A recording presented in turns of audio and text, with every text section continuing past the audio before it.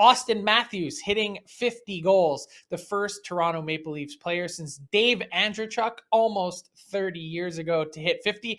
Matt, just the fourth Toronto Maple Leaf of all time to hit the 50 goal mark. He's now closing in on the franchise record of 54. That means he also has the NHL's goal scoring lead as the first player to hit 50 this season. He does it on an empty net, which I guess maybe leaves you longing for a little more, but you see he takes the lead in the rocket race over Leon Draisaitl. Kind of cool that these guys, at least for now, are playing on alternate nights. So it's like, here's what Matthews did. Let's see if Draisaitl can match it. What do you think of Auston Matthews hitting this number and his season?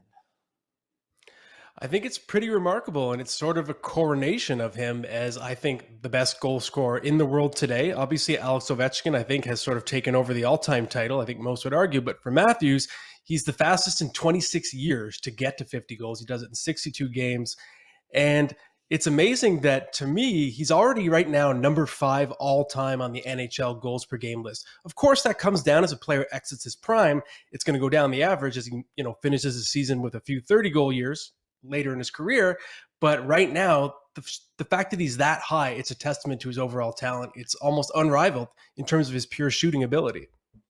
Okay, so Sheldon Keefe was asked this after the game on Thursday night, and it was, where does Auston Matthews rank? Is he among the best Leafs of all time? Is he the best Leaf of all time? Not a question we can answer in a minute, but at first glance, could he be the best Leaf of all time when it's all said and done? The funny thing is, I don't even know if it's a hot take. This is a franchise with 104 seasons to look at in their history. They have not had a scoring champion since Gordie Drillin in the 1930s. That's how much there's been a dearth in terms of top-end elite talent, the types of guys that win awards.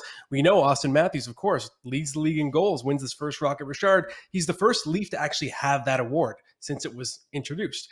So to me, you look at that, and I don't think it's crazy to say he's the most talented player to wear a Leaf sweater. I don't think you can say the greatest yet. You need championships to get into that conversation. When it's all said and done, yes or no, will he be? Well, the thing is, he's got 2 years left on his deal after this. So that's the big question. I was looking at the all-time goal list too. Matt Sundin's got 420, Auston Matthews at 249. Do we know he's going to set the all-time record? Is he going to be here? We don't know yet because there's always been the talk about Arizona. Is he going to be a Leaf forever? It's too early to know.